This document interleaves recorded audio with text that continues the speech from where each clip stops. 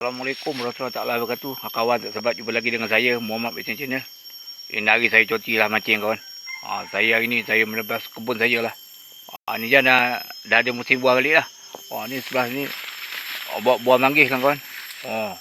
Berita ni buah manggis. Berita ni buah dia banyak juga buah dia. Tahun ni lebat pula dia. Kan buah durian tu pun banyak buah, tapi monyet gugur lah kawan-kawan. Saya nak tengok belah sana pula.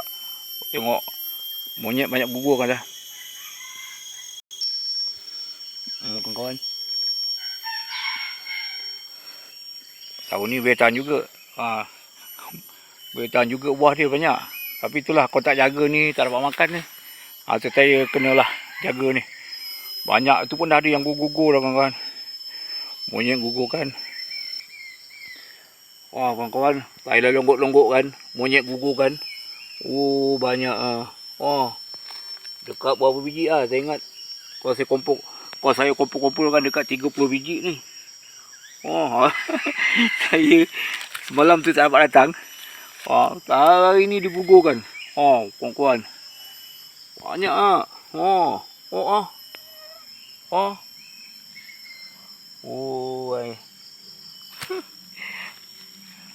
Kawan-kawan lagi